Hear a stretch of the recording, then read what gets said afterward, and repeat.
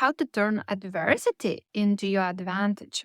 And I was reading this book, The Outliers, and it has a great story about how come Irish and Italian people that emigrated to America in the early 19th century didn't succeed as much as Jews.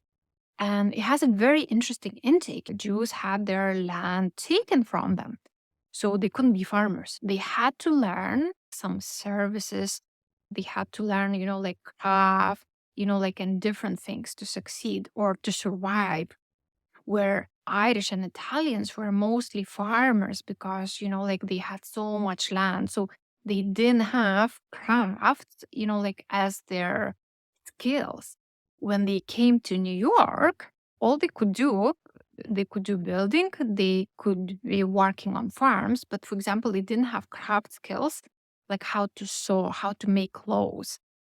And the example in that book, the author is using how Jews started sewing clothes because they seen an opportunity. And that was kind of like the time where a lot of women already were tired of making their own clothes. Okay, so buying clothes in a shop was a new thing. And that's why so many tailors were Jewish nationality that were from Eastern Europe.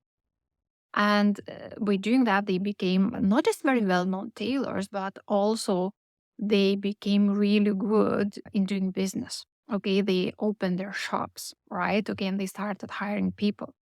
And as a result of that, their kids could actually go to college. They didn't need to do the same thing. And that's why the whole population of lawyers and doctors emerged from their children.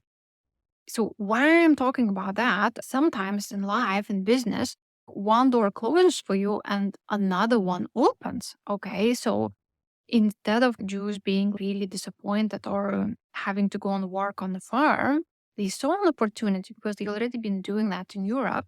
Okay. And they became really good in providing that service. And I do remember when I bought my first house in Ireland, I bought it in Dublin suburbs. And I got my clients through networking and going to different events and referrals. So I think it's been like 6 months, a year, maybe I was doing that. Some local guys who were doing the same thing, they were not really happy with what I was doing. Okay. They kind of like became jealous and they tried to give me bad press. Okay. And I do remember being so disheartened, okay, because I worked so hard, like I got my clients and then I understood that there's a really bad bluff between us. It's a really small town, it's only 20,000 people population. And I was like, okay, I need to do something. So I decided to start going to Dublin networking events to the city instead of just staying in the local area because I didn't really feel bad and I didn't want to argue. And I kind of felt like, okay, these guys are feeling intimidated by me. So I went to Dublin and I found clients in Dublin. And that was one of the best things ever because when you were in a small community, you kind of like in your comfort zone. Okay. And you rely on referrals, you rely on business from your clients and from your networking events. That can be dangerous. And of course, it's a nice thing to have. But if you want to grow, you need to get out of your comfort zone. So I did that. And then later on, when I moved to Dublin itself, again, I didn't want to go to networking events. So I decided to put a lot of content online to get my clients by building my brand online through social media channels.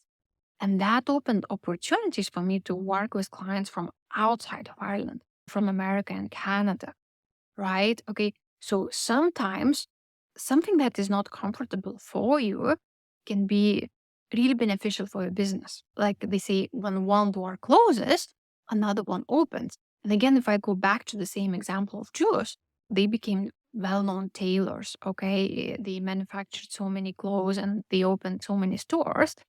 But then their kids became solicitors. But again, when their kids became solicitors, they couldn't easily get jobs because they were not from the right race. Those big New York City law firms didn't want to hire them. So again, what they did, they started doing jobs that other solicitors couldn't take, right? And it was like a really interesting story. They started helping people who wanted to acquire other businesses. because other solicitors didn't want to get involved, okay, because it wasn't really such a nice thing to do, maybe. Let's put it that way. But what happened around 1970s? There was this whole like law revolution in states where acquiring other businesses went to a different level. And a lot of law firms out of a sudden wanted to start doing the jobs that the Jew solicitors were doing. But guess what? Jew solicitors were already doing it for 10, 15 years. So they were experts because it takes time to become good when you go into a new niche. So maybe there's something in your business. Maybe you feel that your competition is taking advantage of something. Maybe you feel like you have to start another thing. Okay, see how can you turn that into your advantage. So for me, it was like a huge growth, okay, because I went from a small town, I went to Dublin, and then I went outside Ireland.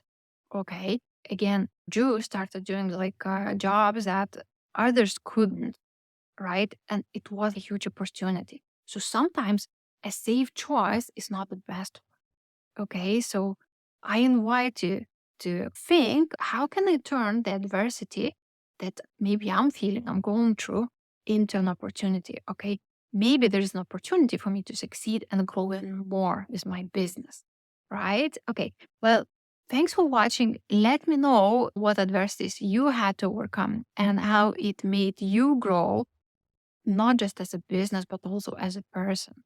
Thanks for watching, and I'll see you again. Bye.